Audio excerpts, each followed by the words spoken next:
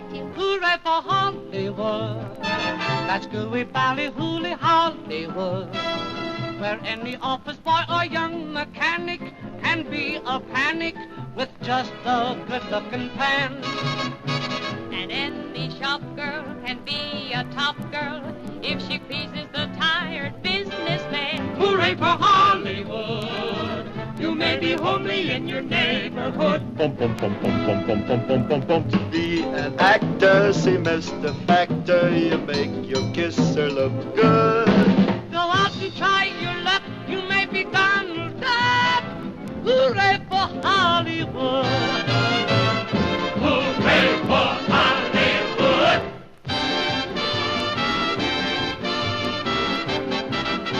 Hey, Benny. Hi, Ronnie. Come on, fellas, here he is.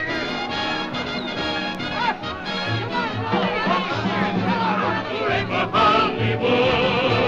That woolly white and woolly Hollywood. They hire cowboys and they hang their shafts up and all their maps up and give them all that they lack. Now ain't it funny? They pay them money. Shows what you can do if your horse can act. Hooray for Hollywood. They hire fellas whose physiques are good, and then they tell them they're the perfect shape men to act like ape men, and they convince them they should.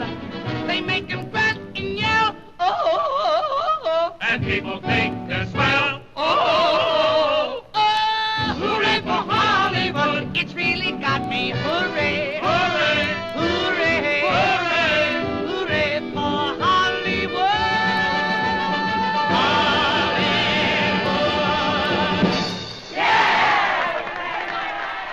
Good evening, one and all. This is Public Radio KCBX, and the program is Take Two, the movie program. And across the aisle from me, my good friend Bob Whiteford. And across the aisle from me, the undisputed czar of film on the Central Coast, King Vidor Award-winning Jim Dee. And Jimmy, here we are to celebrate the film festival. It's the San Luis Obispo International Film Festival. It starts March the 6th, and gracing us with her presence tonight, along with the second half of the show, which will be devoted to the great honoree at this year's film festival. But in the studio tonight, it is the festival director of the San Luis Obispo International Film Festival, Wendy Edson. It is my honor to be here. Thank you, guys. Our pleasure, sweetheart. Always a gas having you here. And who better to tell us about the upcoming film festival, which is jam-packed with all sorts of great movies and great guests. Wendy's here to fill us in on all the great happenings, which please listen closely, because there is going to be a fantastic film festival beginning in about a week, well, less than a week. That's right, and it is totally jam-packed. You're right, because we have more films, more filmmakers, more special events, I think, than we've ever had before. So literally there is something exciting happening almost every moment of the next, starting on March 6th of those 10 days. And anyone who loves films should definitely be involved. And more stars than there are in the sky. I mean, I think this is the most star-studded film festival I've ever seen. I'm very excited. Well, we're hoping there might be a few stars that just show up too, and there are rumors. I'm not going to start them right here on the radio, but there are. The nice thing is that the festival is gaining a reputation outside our county. People are excited about coming, not just because they love San Luis Obispo, but they also recognize that this festival has a lot of great premieres happening, and some wonderful workshops. There's a lot going on. The Hollywood and Vine series has really, I think, captured a lot of people's imaginations too, because it's a nice way to keep old movies as part of the festival. And we have, I think, 50 or so participating wineries this year, which is really exciting. I mean, that's a lot of wine.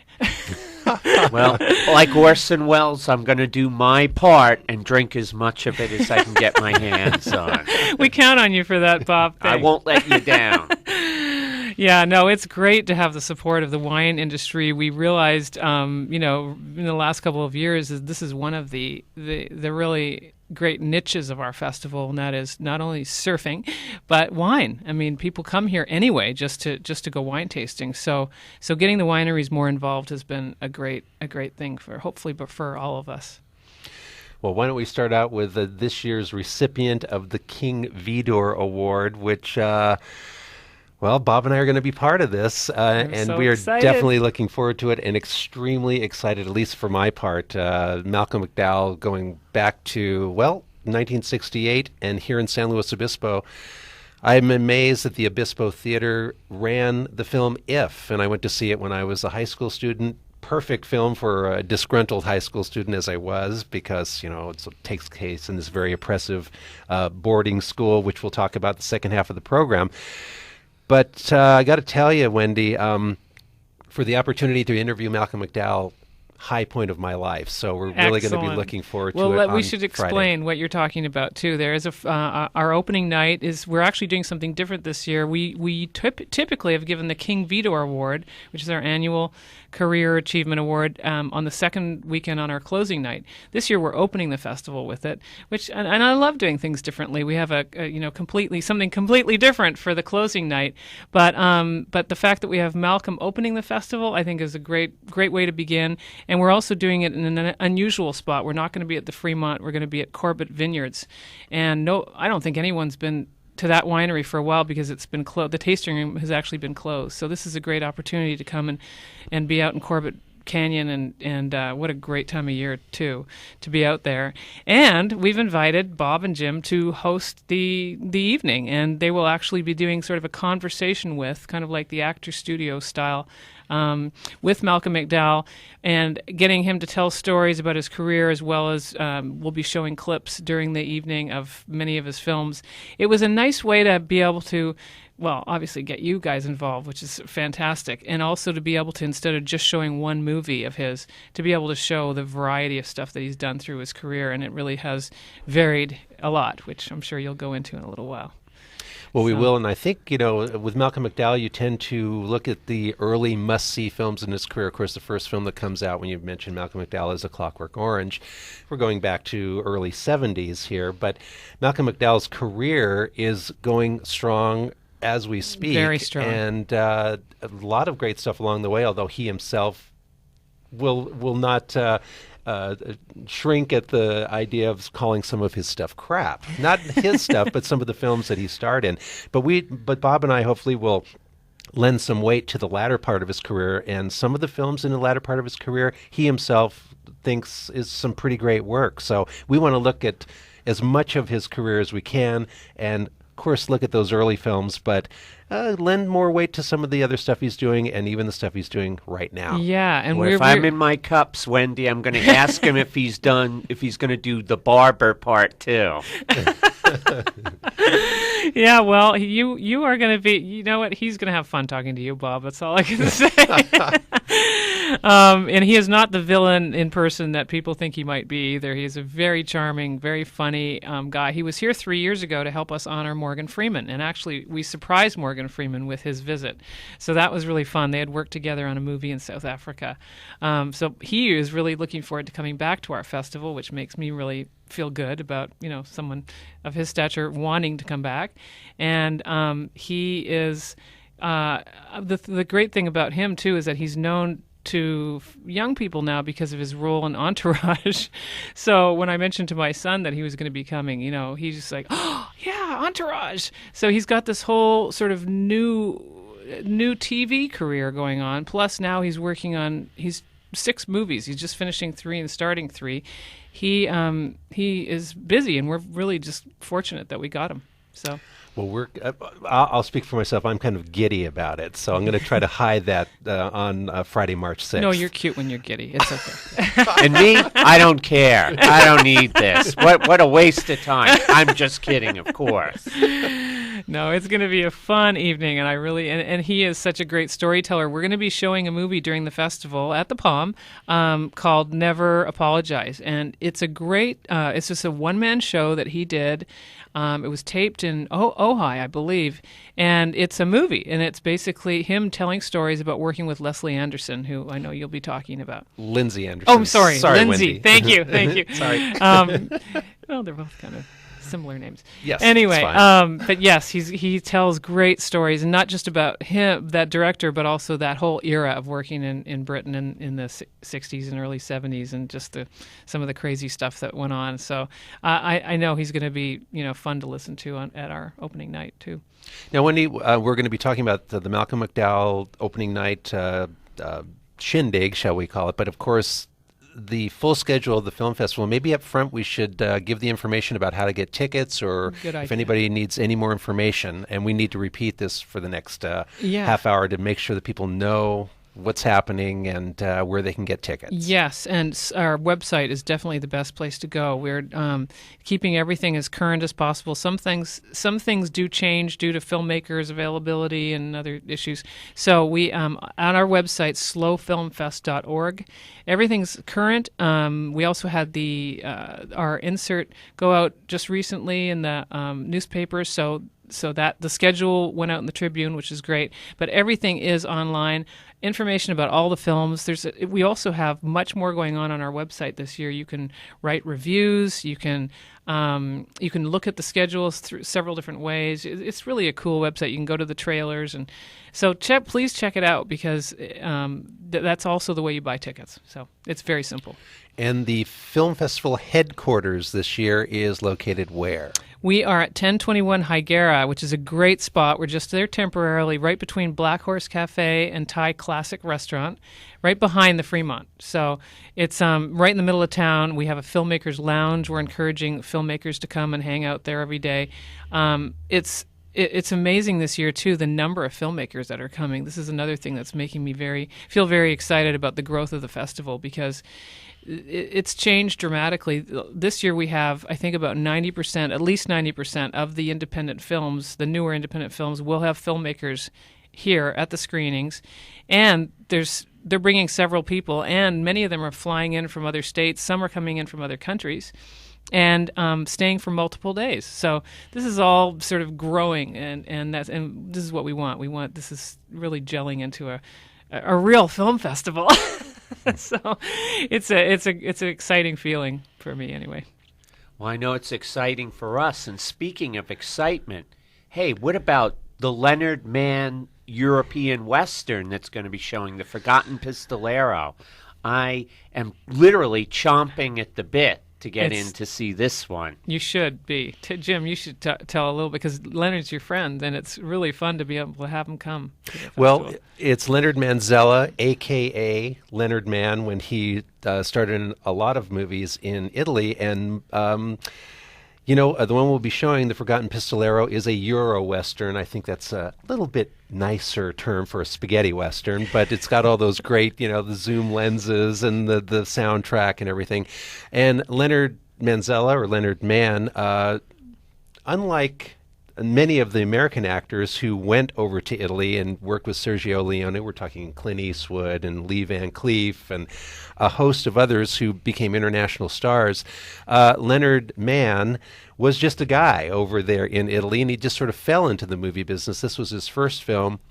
He made a lot of films with a lot of big names. In fact, my wife and I saw probably the most visible film here in this country that he starred in Italy, called Wife Mistress, along with Marcello Mastroianni and Laura Antonelli. It was sort of, they would probably get maybe an R now, but back then it was almost, soft erotica. Mm-hmm. But saw that at the Madonna Plaza Theater, and years later, here is Leonard Manzella, who actually off the cuff sort of innocently mentioned his film career in Italy.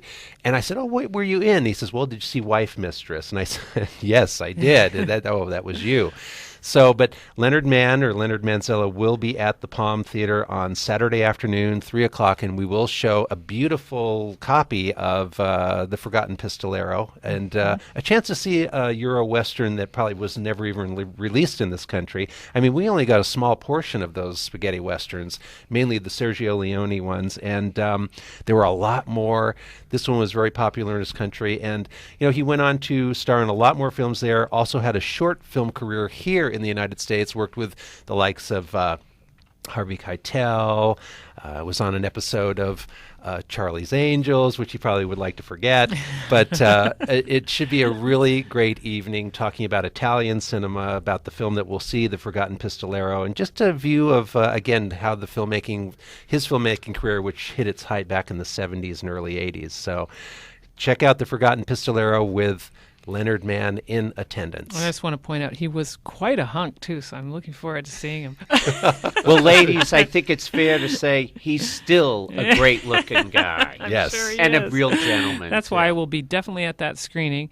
And, yeah, I think it's going to be fun to hear how he ended up on the Central Coast, too. So Yes. it's great. I love finding these people that are hiding out in our county that we don't know about. So if there's any of you out there listening that, have an interesting film career behind you, make sure you get in touch with us. Well, Wendy, a staple of the San Luis Obispo International Film Festival is the surf night, usually packing out the Fremont Theater with, 800 or 900 seats. Mm-hmm. So we have a surf night this year, do we not? We do, and we're doing something a little different, too. We're doing a double feature this year because we ended up with two really exciting movies, which are sort of a counterpoint to each other in a way that and both really interesting topics. One is all about women that surf. It's called The Women and the Waves, and it's made by Heather Hudson, who just premiered it in Santa Barbara at their film festival. So it's brand new, and we're bringing in Linda Benson, and Heather will be here, and there are probably going to be a few other people that show up, as the word spreads. But also Zoof from K-Pig will be here. She's in that movie too, and it's just a great. It's not a long movie. It's a short, but it's not that short.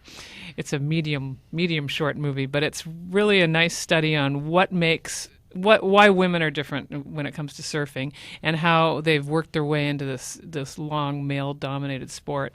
And to the counterpoint to that is an Australian film that we're showing called Under the Sun, and that features Nat and Bo Young, who will be here from Australia, and the filmmaker Cyrus Sutton will be here.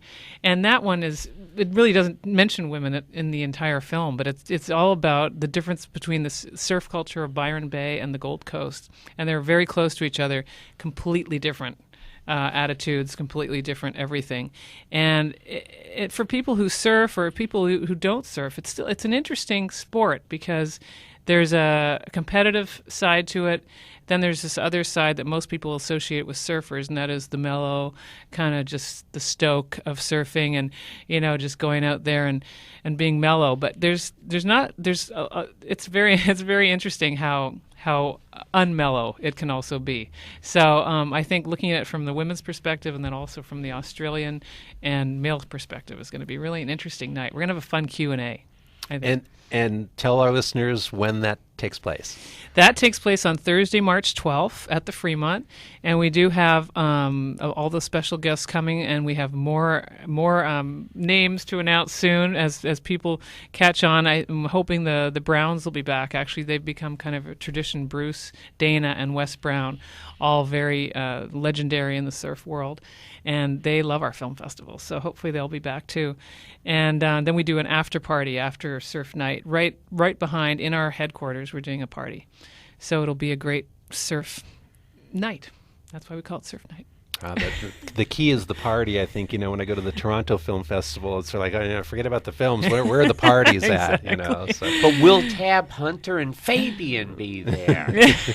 You never know. You never know. So there's Surf Night, and let's talk about Wendy's picks in the schedule of all the films for this year's San Luis Obispo International Film Festival. There is a group of films called Wendy's Picks, right? And that's you, Wendy. That's me. I know, my little claim to fame.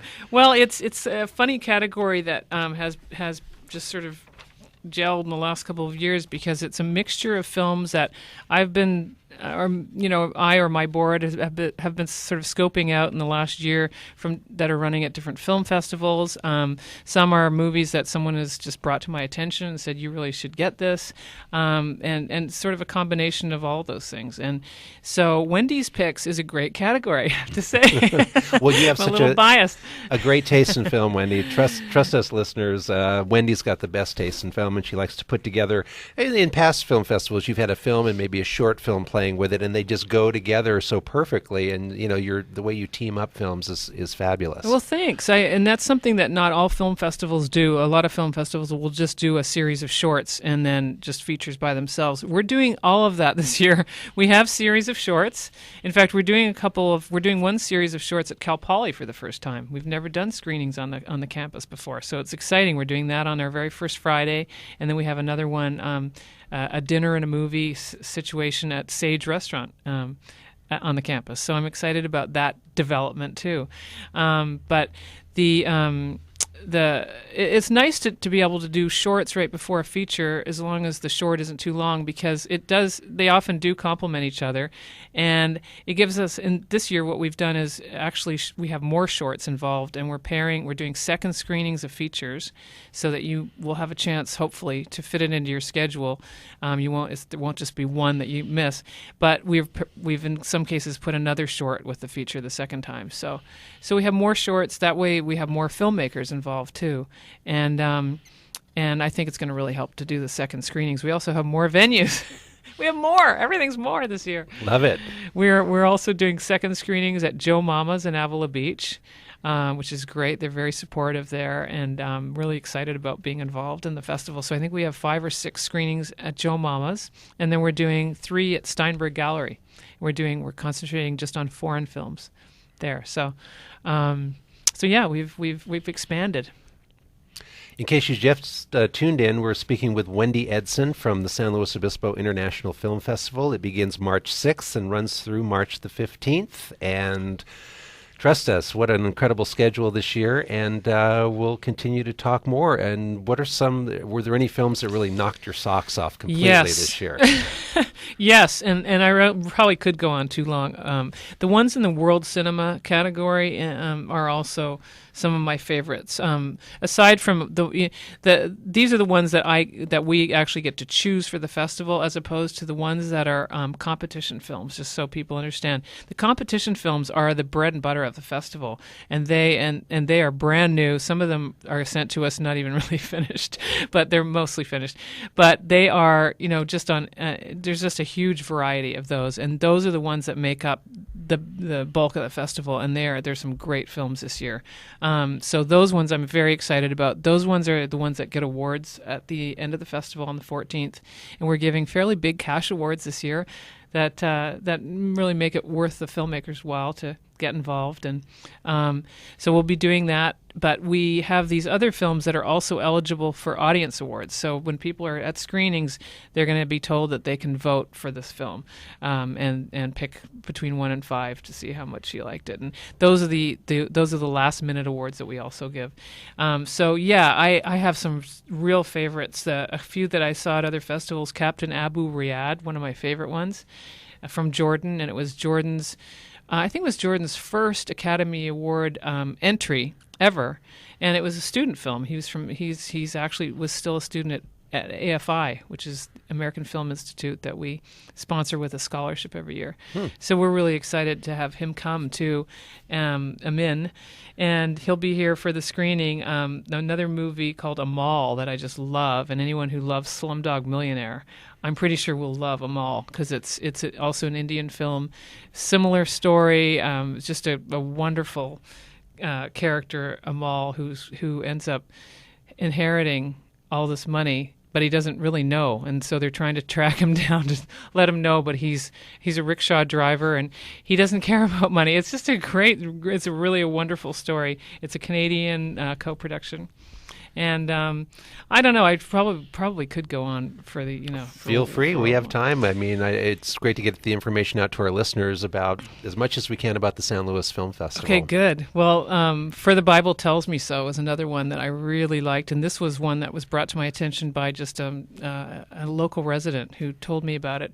It's a documentary that focuses on 5 different families with children who are gay, and the implications of the parents having to deal with it. And it's just extremely well done. I just really, really recommend this movie. It doesn't take a bias so much as just sort of explains from the family's point of view what they go through, and it's wonderful. So I totally recommend that movie. Speed and Angels is one that just premiered at the Santa Barbara Film Festival. Turns out it was made by a local a woman from San Luis Obispo, and it's all about fighter pilots. And one of the fighter pilots in the film is coming. And when you see the film, you'll understand how special this guy is. I mean, to get to that level of the Top Gun level of being a pilot is pretty amazing. And he did, after being shot in the face in a freak accident. So, wow. I know, what a story. So that's a fabulous movie, too. The Forgotten Pistolero, we talked about that. There's a couple of great surf films, Sliding Liberia and Thread, both wonderful surf films. And probably a Mexicana would probably be the one other one I would love to mention, too. That's a wonderful story, too. So don't miss that one either. And I think we have to talk about the great ending. I mean, we've got truly one of the great auteurs of cinema to close out the film festival. You got to tell us, Wendy, how did you land John Waters? Well, it wasn't easy, I tell you that much. But yeah, why is it I'm not surprised? It turns out he loves San Luis Obispo, so there you have it. I guess he tells a story of how he used to come up here to visit an old friend at CMC. So where else? I think he hitchhiked up here, apparently. Wow. So yeah, he's got that story to tell and many others. He's going to be here to do a one-man show, which is going to be something completely different too for the festival.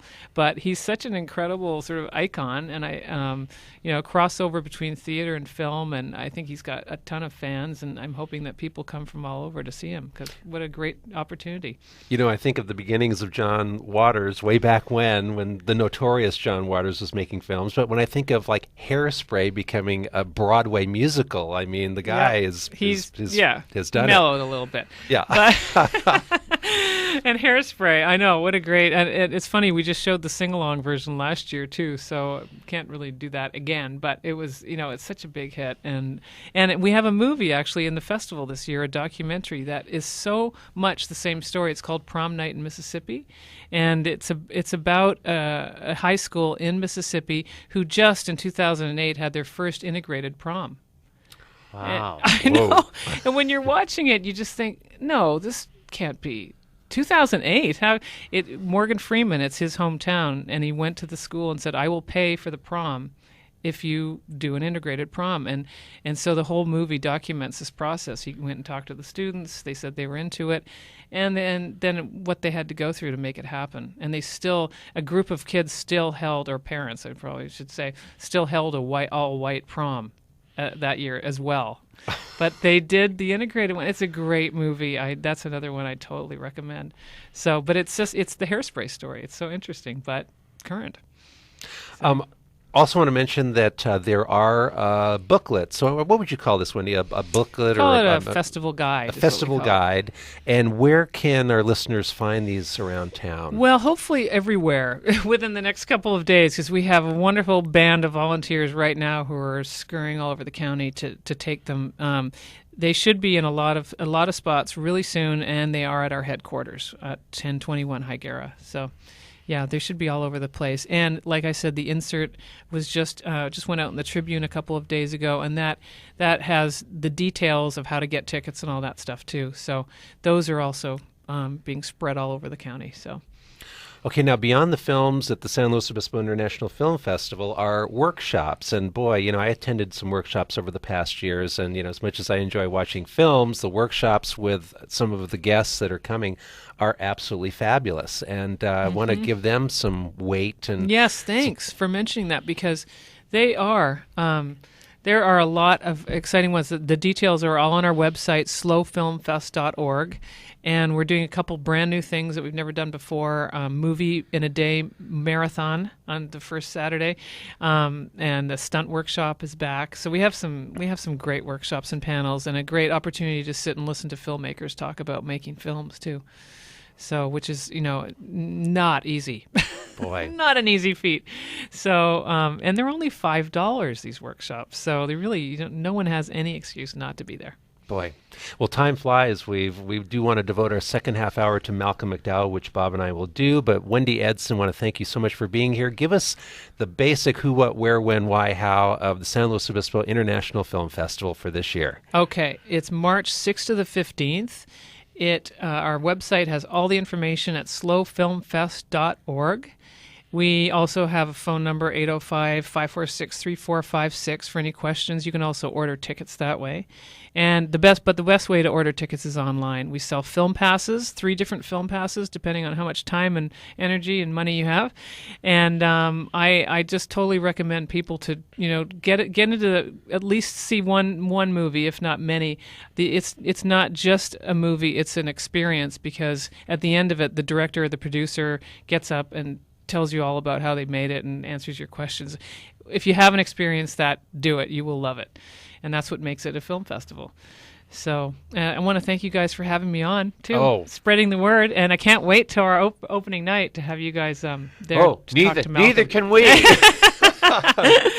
It's just around the corner. Yes. Well, Wendy Edson, thank you for coming on the program. Thanks for informing our listeners about the San Luis Obispo International Film Festival, March 6th through the 15th. And folks, Wendy said come see one movie. The best way to do a film festival, just immerse yourself. Yep. Get one of the big passes and just see as much as you can, and you will have a great time. Yep, I agree. Not everyone has the time to do that, but if you do it, because it's an experience and it's so much fun. People stand in line comparing notes, and it's just, it's great. So, Wendy Edson, thank you so much for being on the show.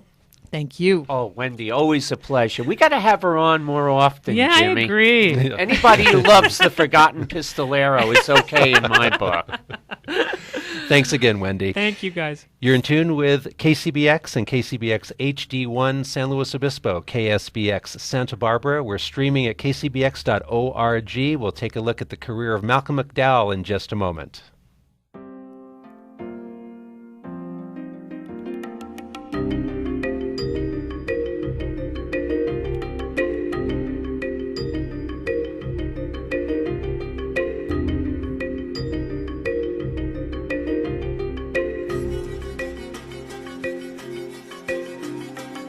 You're listening to Take Two on Public Radio, KCBX San Luis Obispo, KSBX Santa Barbara, streaming at kcbx.org, and you can write to us at movies@kcbx.org.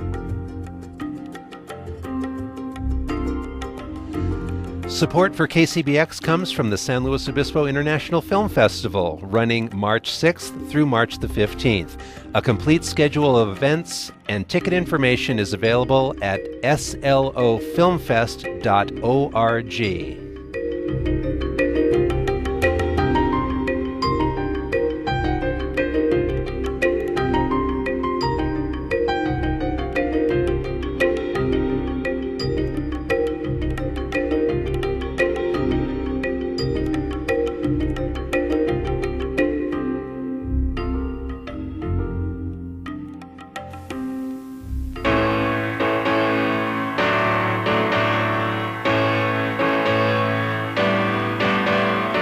If you have a friend on whom you think you can rely, you are a lucky man. If you found the reason to live on and not to die, you are a lucky man. Preachers and poets and scholars don't know it. Temples and statues and steeples won't show it. If you've got the secret, just try not to blow it. Stay a lucky man. A lucky man. If you found the meaning of the truth in this whole world, you are a lucky man. If knowledge hangs around your neck like pearls instead of chains, you are a lucky man. Takers and fakers and talkers won't tell ya. Teachers and preachers will just buy and sell ya. When no one can tempt you with heaven or hell, you be a lucky man.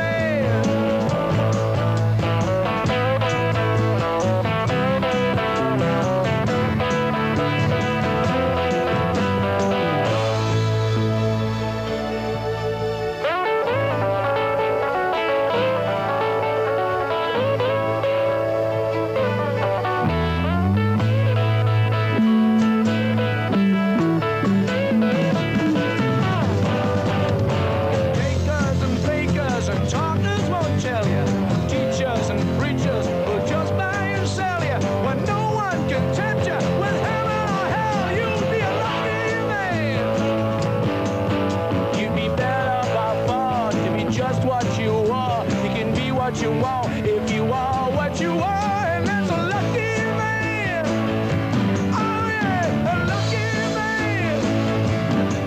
And that's a lucky man. A lucky man.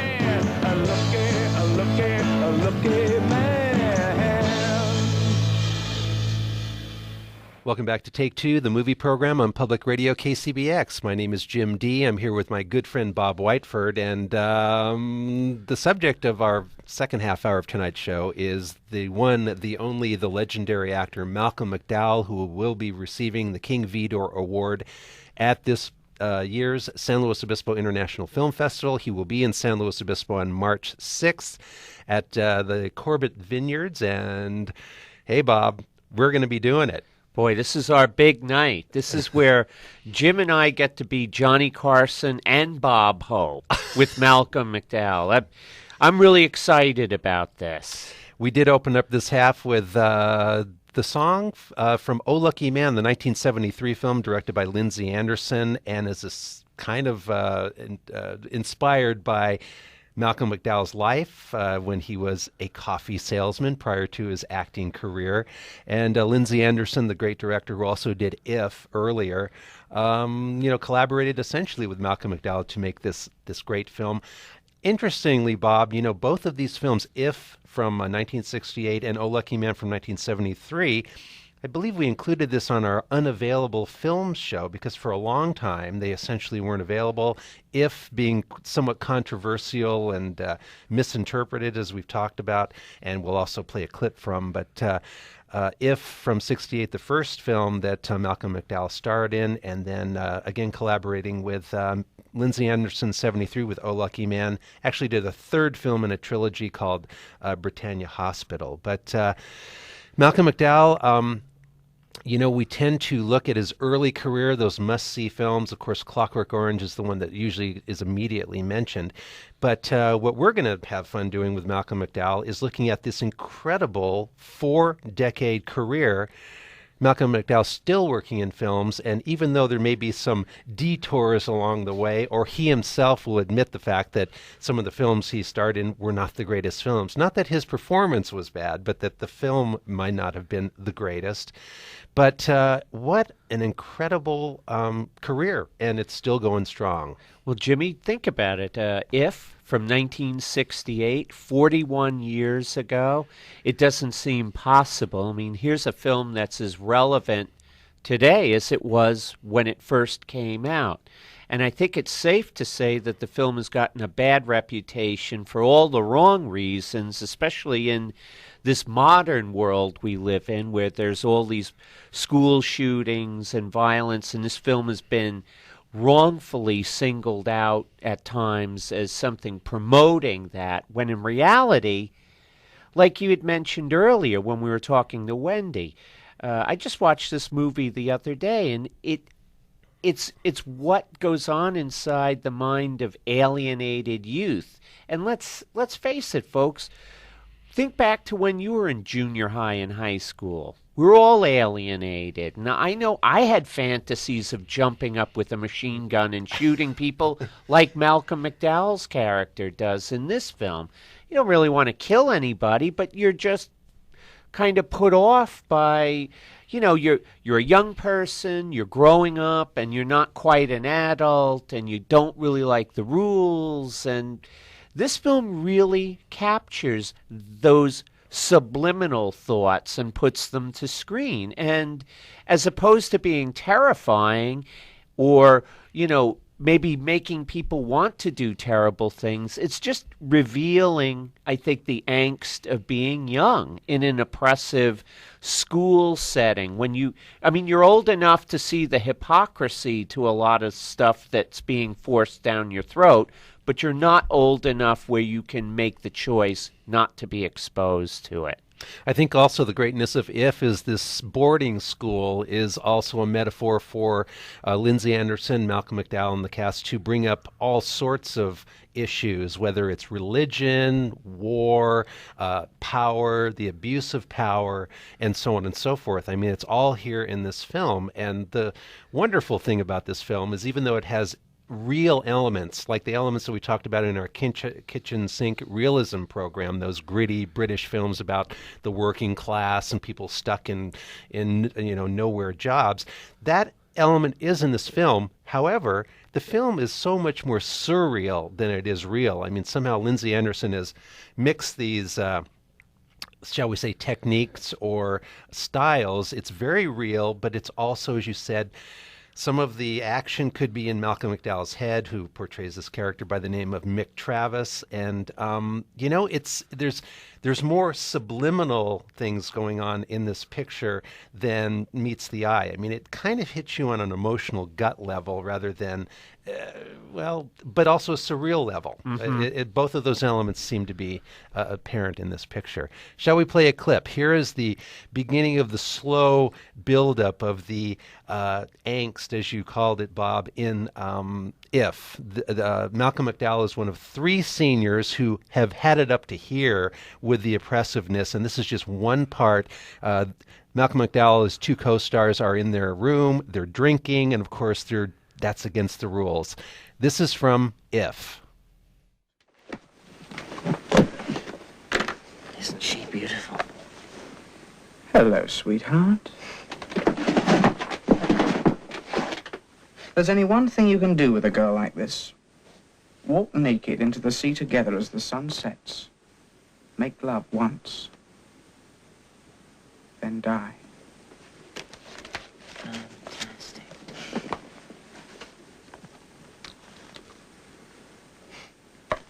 What makes me nervous about girls is you never know what they're thinking. Well, I don't think they do think. Hey, quick!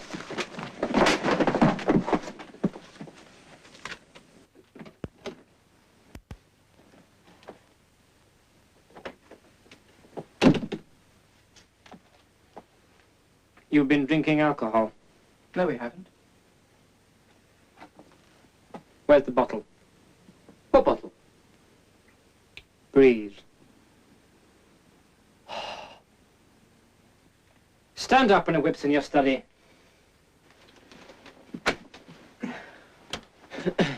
Get your hands out of your pockets. Your hair's too long, all of you. You'll have a 2-minute cold shower tomorrow morning. What in hell are those?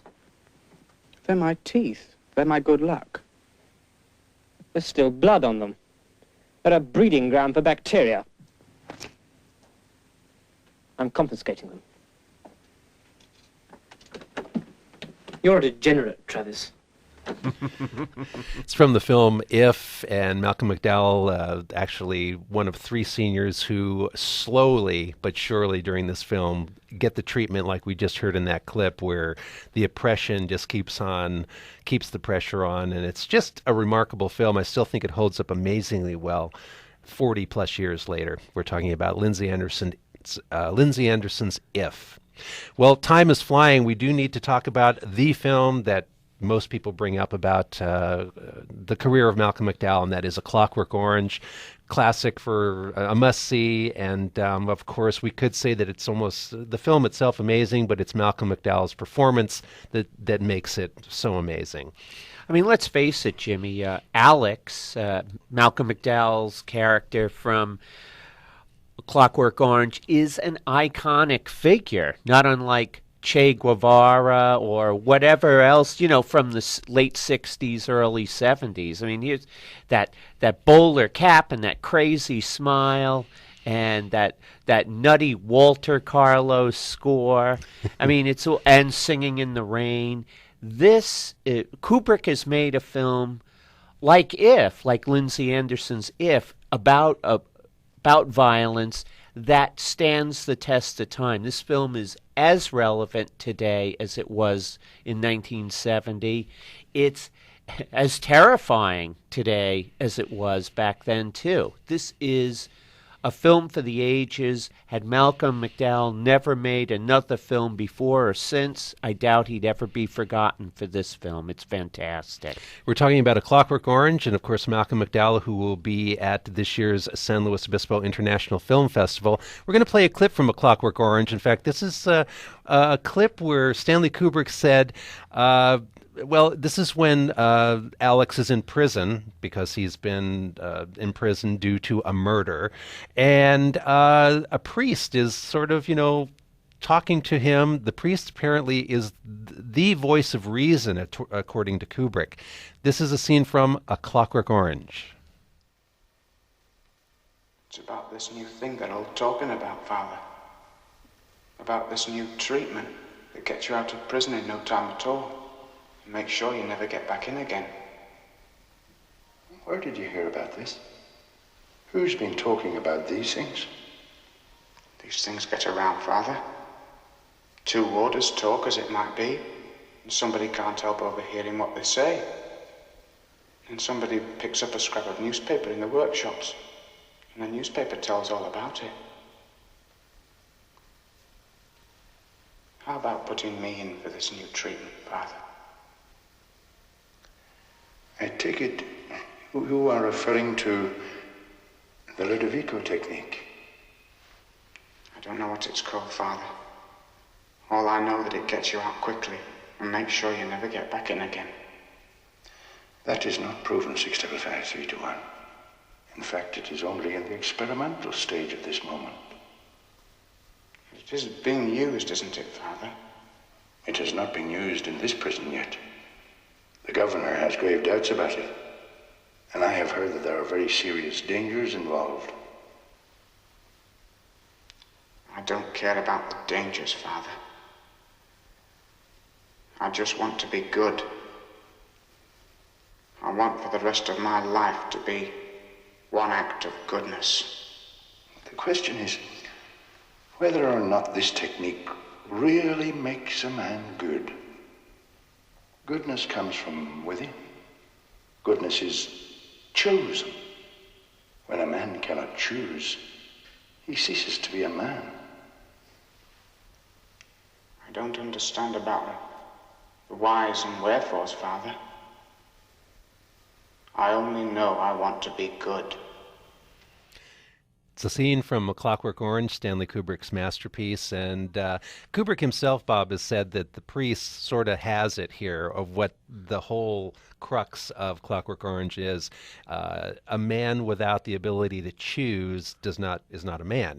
He is a Clockwork Orange. He is something inconceivable.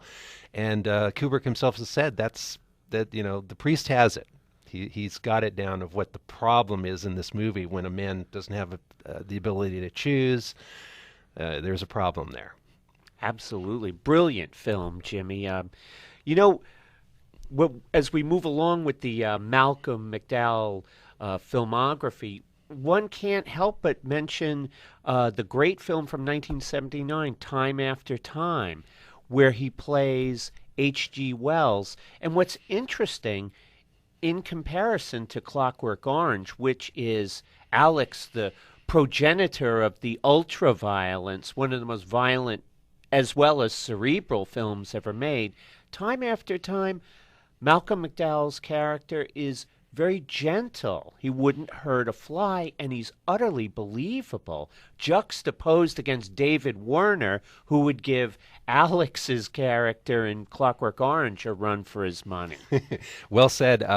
In Time After Time, Malcolm McDowell portraying H.G. Wells and the Time Machine, but pursuing Jack the Ripper into the future, which ends up being the year the film was made in 1979. And, David Warner in this film is absolutely fabulous. Of course, he's always fabulous. But for me, Time After Time, not only a wonderful story of romance with Mary Steenburgen, who Malcolm McDowell met and fell in love with and was married to for 10 years, had 2 children with, but beyond the science fiction elements, beyond the characters in this film, which make it a really great film, there's a scene that we're going to play for you where Malcolm McDowell as H.G. Wells has pursued and found Jack the Ripper in San Francisco and wants to take him back to the turn of the century.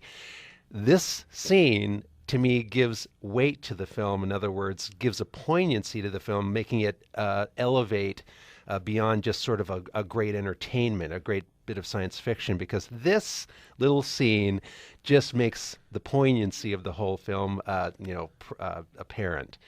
This is a scene where Malcolm McDowell approaches David Warner in a hotel room, and you'll hear what David Warner shows him once he gets there. This is from Time After Time. I'm not here to engage in idle banter with you, Stevenson. You've used me. And you've used my machine to escape the ends of justice. I must congratulate you on that device. I confess that at dinner the other century, I thought you'd lost your wits. But fate intervened and forced me to ascertain for myself that you are truly the Columbus of a new age, the dawn of time travel. I salute you. I want you to come with me now. Yes, of course. Where are we going this time? To the museum. I'm obliged to take you back to face the consequences of your acts. You can't be serious. You're so Victorian. Now, take me back. How do you propose to do that? By force? Be reasonable, John. We don't belong here. We violated... We don't belong here. Let me show you something. Sit down. Come on, I won't bite you. Sit.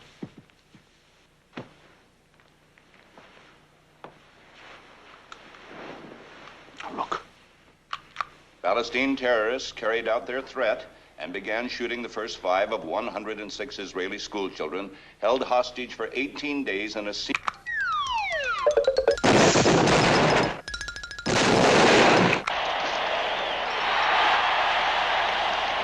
You haven't gone forward, Herbert. You've gone back.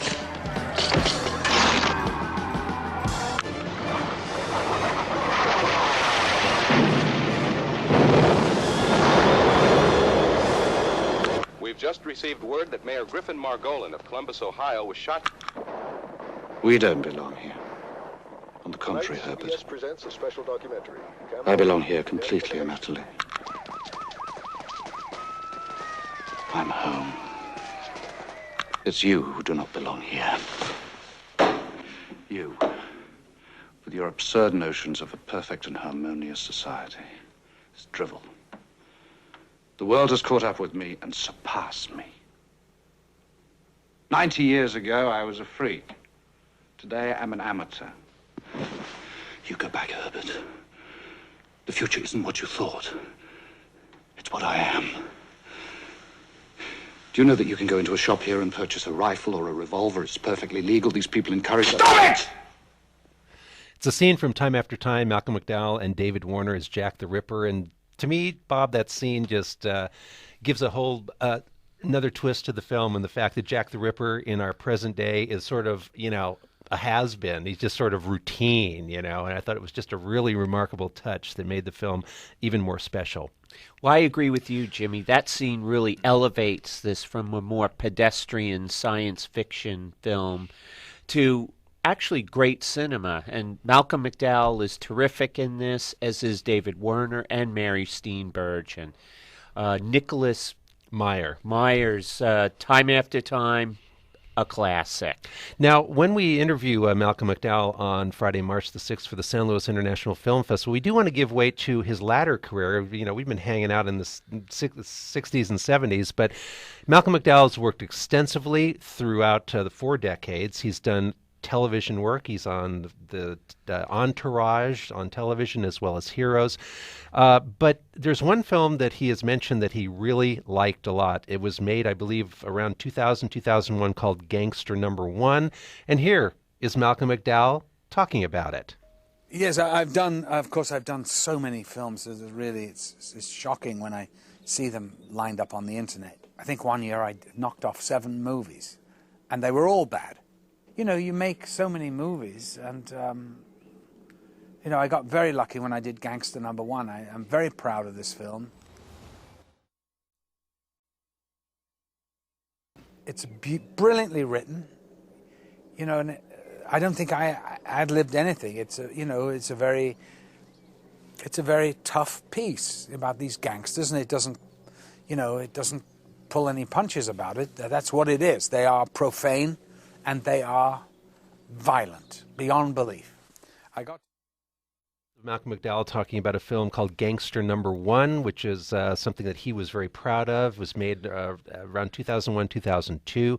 And just the fact that I think that Malcolm McDowell, whether you look at his early great work, his middle period, 80s, 90s, and even now, he approaches acting with the same sort of passion. And we actually have a clip from a director he worked with on a film called Between Strangers, which is another film that he liked doing very much. The director is Eduardo Ponti. And here's a very quick clip of this director talking about the magic of Malcolm McDowell. There's something chemical that happens in his eyes when you say action. His eyes go from blue to electric blue. And it's the very word action that stimulates that chemical change in his iris. He has a relationship with the camera. The camera photographs something that the naked eye does not see. Malcolm is more on camera. That was director Eduardo Ponti, who directed Malcolm McDowell in a film called Between Strangers, and I think he kind of nails it. There's something electric that happens with Malcolm McDowell on screen. I think in the very simplest way of talking about how great he is as an actor or a movie star is when he's on screen, you can't take your eyes off of him. And you know, Jimmy, I think this is true of the all-time classics, some that he made earlier in his career, some of which we touched upon today, and some of his later work that was not so good, even in his own words. And I think this is a testament to a really great actor.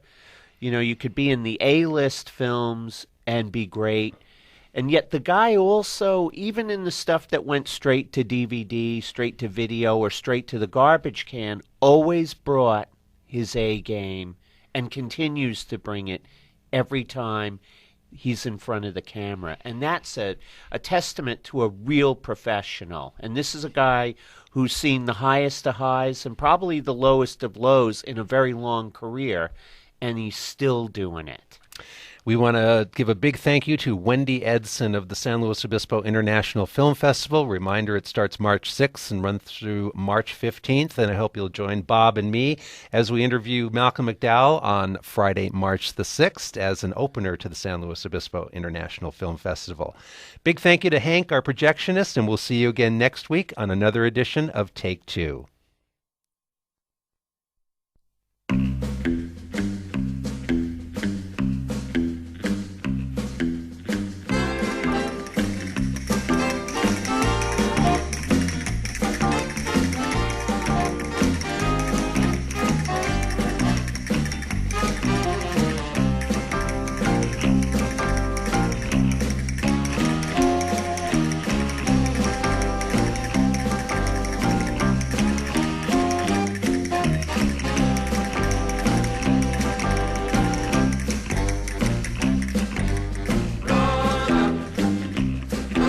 Morena,